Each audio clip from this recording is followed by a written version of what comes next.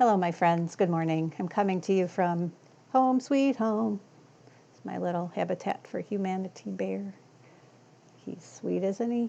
Oh, anyway, I digress. Okay, so Tale of Two Cities is what we're doing today, and I will be doing this. I will be reading a couple pages, maybe two and a half, it depends.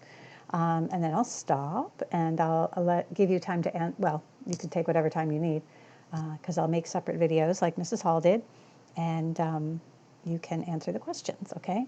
We are at the climax, or coming to the climax of the text at this point, the big storming of the Bastille, and so you will see a lot going on in the way of motifs, themes, action.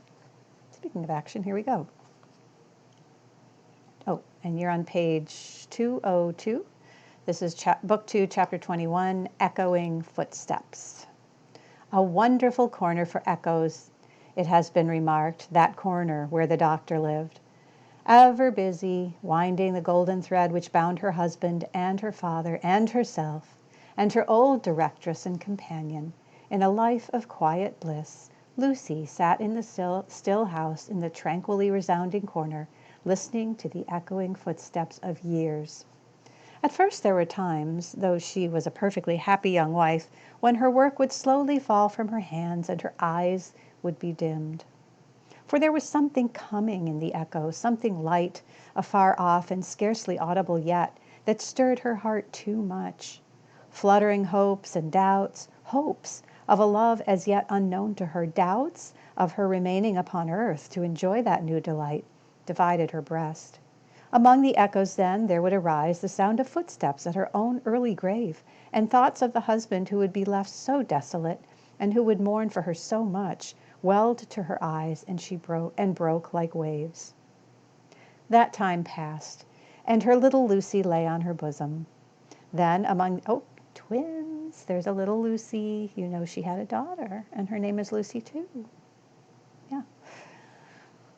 Then among the advancing echoes, there was the tread of her tiny feet and the sound of her prattling words. Let greater echoes resound as they would, the young mother at the cradle side could always hear those coming. They came, and the shady house was sunny with a child's laugh, and the divine friend of children, to whom in her trouble she had confided hers, seemed to take her child in his arms, as he took the child of old, and made it a sacred joy to her. Divine friend of children. Thinking that's Jesus or God, because the Christian, these characters would be Christian, and would perhaps have a belief in God or Jesus. So that's the reference.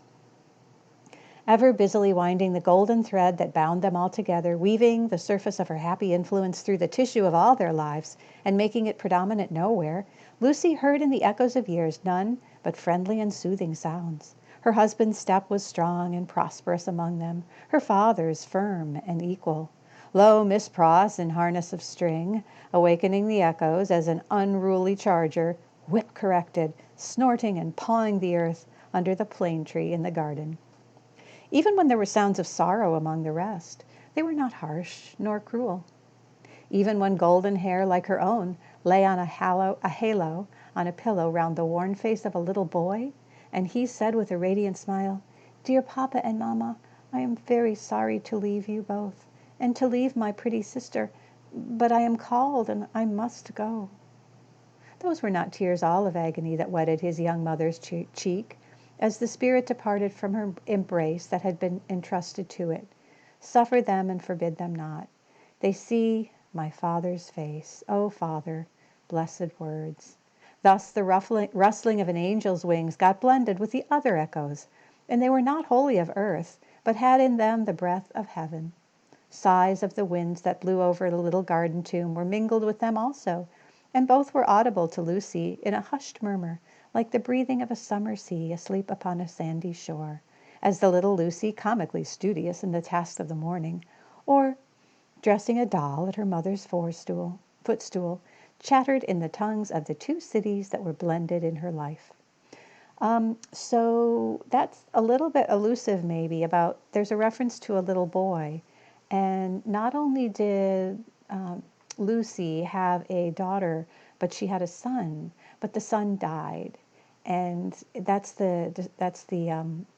what Dickens is talking about at the top of the page there, when he says that the little boy says in his little eyes, "I'm very sorry to leave you both, you and my sister." So he actually dies. And Lucy mourns, but she is comforted by the fact that he's in heaven. Okay? That's what that was all about. The echoes rarely answered to the actual tread of Sidney Carton. Some half-dozen times a year, at most, he claimed his privilege of coming in uninvited, and would sit among them even through the evening, as he had once done often. He never came there heated with wine. And one other thing regarding him was whispered in the echoes, which had been whispered by all true echoes for ages and ages. No man ever really loved a woman, lost her, and knew her with a blameless though an unchanged mind when she was a wife and mother, but her children had a strange sympathy with him, an instinctive delicacy of pity for him. What fine hidden sensibilities are touched in such a case, no echoes tell. But it is so, and it was so here. Carton was the first stranger to whom little Lucy held out her chubby arms, and he kept his place with her as she grew. The little boy had spoken of him, almost at the last. "Poor Carton, kiss him for me." That's what he said apparently before he died. Mr. Stryver shouldered his way through the law like some great engine forcing itself through turbid water, and dragged his useful friend in the wake, like a boat towed astern. As the boat so favored is usually in a rough plight, and mostly under water, so Sidney had a swamped life of it. But easy and strong custom, unhappily so much easier and stronger in him than any stimulating sense of desert or disgrace, made it the life he was to lead, and he no more thought of emerging from his state of lion's jackal than any real jackal may be supposed to think of rising to be a lion.